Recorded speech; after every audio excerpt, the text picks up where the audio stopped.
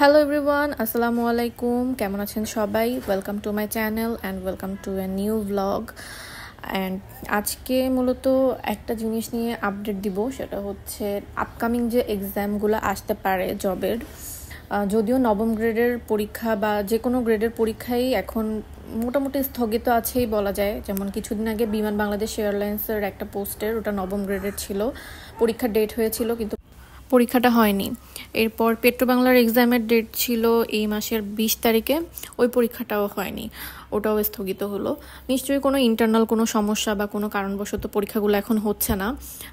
তো যাই হোক, যখন সিচুয়েশন ঠিক হবে, সেটা 3 মাস লাগুক, 4 মাস, 5 মাস লাগুক, পরীক্ষাগুলো তো অবভিয়াসলি একটা সময় না একটা সময় শুরু হবে।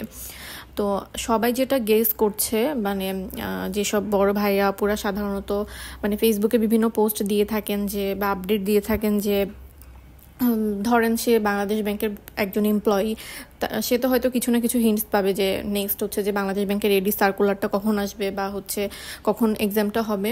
তো ওগুলোর উপর বেসিস করে অনেকেই বিভিন্ন ধরনের কথা বলছেন। তো যেসব গুঞ্জন শোনা যাচ্ছে সেগুলো থেকেই একটু বলি।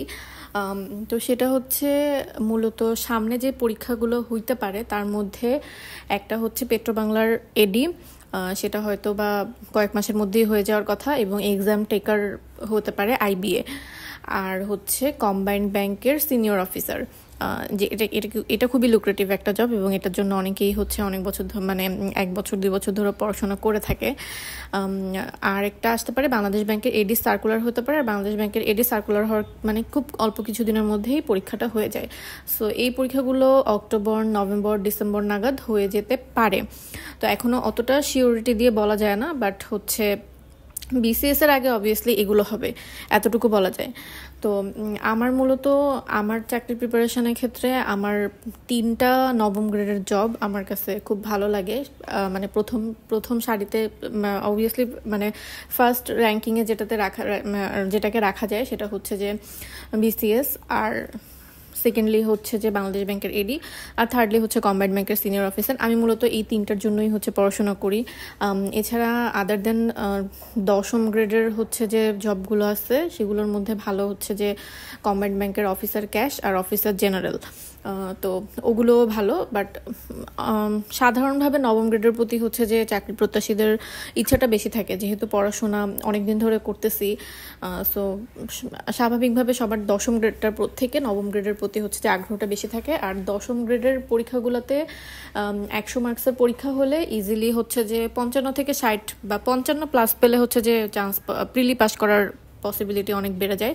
কিন্তু যদি 100-র পরীক্ষা হয়ে থাকে, বেসিক্যালি ব্যাংকেরগুলোর কথাই বলতেছি, যদি 100-র পরীক্ষা হয়ে থাকে, নবম গ্রেডের যদি এক্সাম হয়, লাইক হচ্ছে যে বাংলাদেশ ব্যাংকের রেডি, আরেকটা হচ্ছে যে সিনিয়র অফিসার, এই 2টা পোস্ট যদি হয়ে থাকে তাহলে কিন্তু অবভিয়াসলি 60%-এর থেকে বেশি মার্কস এনশিওর না করলে হচ্ছে প্রিলি পাস করার কোনো সম্ভাবনা থাকে না।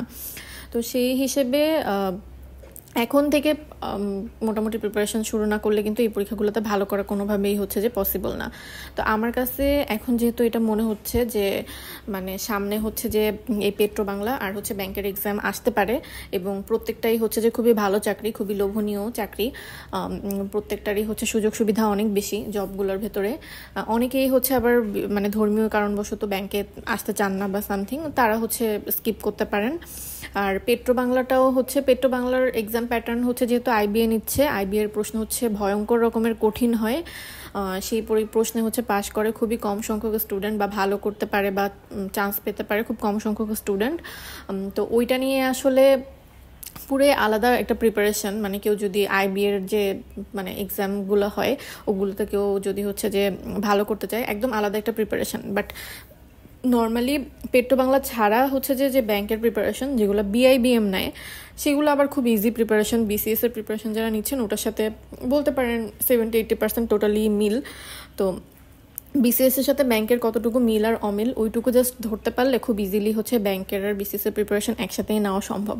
তো আমার হচ্ছে লাস্ট ব্লগগুলোতে শুধু আমি ইংলিশ পড়তেছিলাম, তো সেই দিক দিয়ে আমার কাছে এখন মনে হয়েছে যে ওকে, সেটা একটা ভালো ডিসিশন ছিল। বাট যেহেতু সামনে হচ্ছে যে ব্যাংকের এক্সাম আসতেছে, পেট্রো বাংলার এক্সাম আসতেছে, সো ইংলিশ পড়াটা আসলে অনেক বেশি জরুরি ছিল। তো ইংলিশটা হচ্ছে আমার মোটামুটি এখন শেষ। তো এরপরে আমি চাচ্ছিলাম যে বিসিএস এর জন্য যে এগুলো একটু মানে ইজি টপিক, যেমন হচ্ছে যে বিজ্ঞান, নৈতিকতা, তারপরে হচ্ছে মেন্টাল অ্যাবিলিটি, এই টপিকগুলো হচ্ছে যে ভূগোলটা আমি কিছুদিন আগেই পড়ে শেষ করেছি। তো এই টপিকগুলো হচ্ছে যে আমি মোটামুটি এই সময়ের মধ্যে পড়ে শেষ করতে চাচ্ছিলাম, বাট এখন যেহেতু আমি বিভিন্ন মানে ভাইয়া আপুদের পোস্ট দেখতেছি যে তারা বলতেছেন যে মানে নেক্সট হচ্ছে যে খুব তাড়াতাড়ি যে 2টা এক্সাম হওয়ার সম্ভাবনা সেগুলো হচ্ছে যে পেট্রো বাংলা এডি আর হচ্ছে যে ব্যাংকের সিনিয়র অফিসার বা হচ্ছে বাংলাদেশ ব্যাংকের এডি, এবং বাংলাদেশ ব্যাংকের এডিতে এবার পোস্ট সংখ্যাও গত বছরের থেকে বেশি থাকার সম্ভাবনা আছে। তো সেই হিসেবে আমার এখন মনে হচ্ছে যে যেহেতু ব্যাংক আর বিসিএস এর মধ্যে পাঁচটা সাবজেক্ট একদম টোটালি মিল, বাংলা, ইংরেজি, ম্যাথ, দেন হচ্ছে আইসিটি, দেন হচ্ছে জিকে, তো বলতে গেলে অনেকটুকুই মিল। সো আমি এখন ওই 5টা সাবজেক্টেই হচ্ছে যে বেশি জোর আরোপ দিব। তো আমার বিজ্ঞান পড়ার কথা ছিল, আমার রুটিনে বিজ্ঞান ছিল, তো আমি এখন বিজ্ঞানটা বাদ দিয়ে মূলত সে কারণেই আইসিটি পড়তে বসলাম। সো প্রশ্ন অ্যানালাইসিস করে কোনটা বিসিএসে আসছে, কোনটা ব্যাংকে আসছে, ওগুলো হচ্ছে বিগত কয়েকটা বছরের প্রশ্ন দেখে তারপরে আমি মূলত পড়াশোনাটা শুরু করলাম আইসিটি। এর আগে আমি ইজি কম্পিউটার বইটা পড়তাম, বাট এখন বাজারে ইজি কম্পিউটার থেকে আলালস কম্পিউটারটা বেশি ভালো। আর সেলফ সাজেশন বইটা আমার কাছে ভালো লাগে না পার্সোনালি, আপনাদের কাছে ভালো লাগলে ওইটাও দেখতে পারেন, বাট হচ্ছে যে সেলফ সাজেশন বইটা আমার কাছে ভালো লাগে না।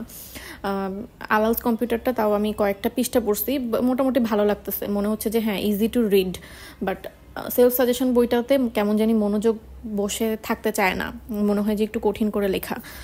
তো যার কারণে সেলফ সাজেশন বইটা আমার কাছে ভালো লাগে নাই। আপনারা চাইলে দেখতে পারেন, সেলফ সাজেশন বইতে অনেক কিছু আছে, অনেক ইনফরমেটিভ, বাট একটু পড়তে কেমন জানি একটু ডিফিকাল্ট মনে হয়। ইজি কম্পিউটারটা অনেক সহজে মুখস্থ হয়ে যায়, আর হচ্ছে আলালস কম্পিউটার থেকেও মনে হচ্ছে যে ভালোই, মানে খারাপ না।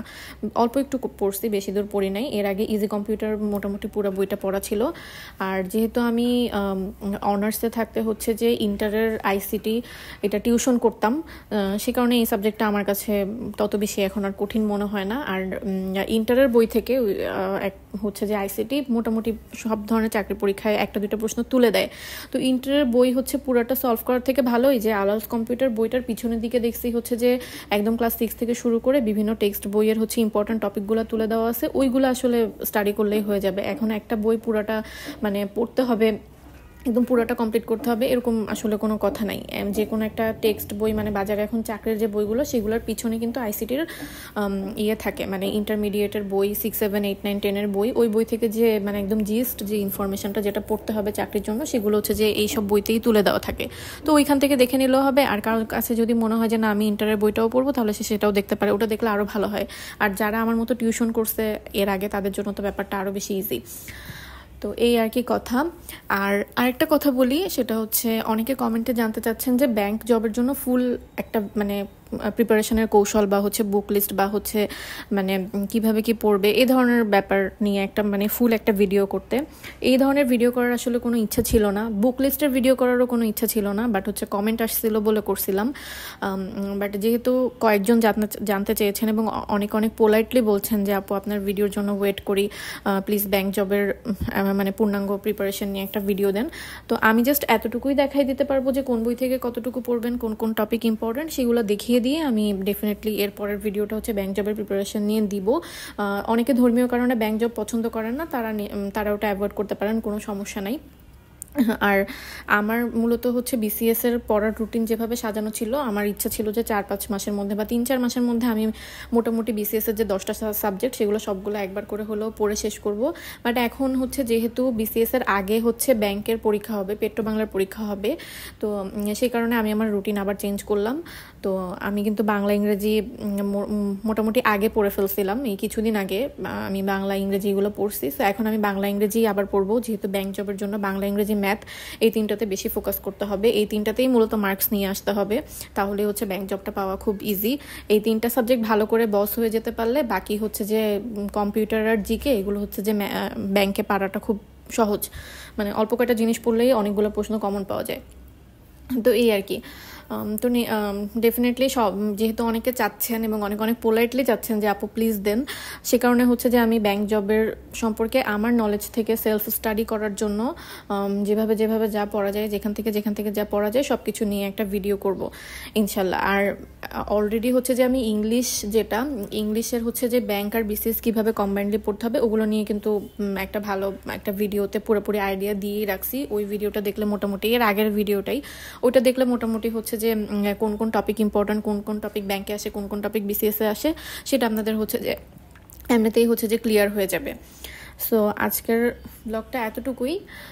Till then take care, bye bye. Soon আমি আমার ব্যাংকের প্রিপারেশন কোত্থেকে নেবেন সেটা নিয়ে একটা ভিডিও শেয়ার করে দিব ইনশাল্লাহ। আল্লাহ হাফেজ।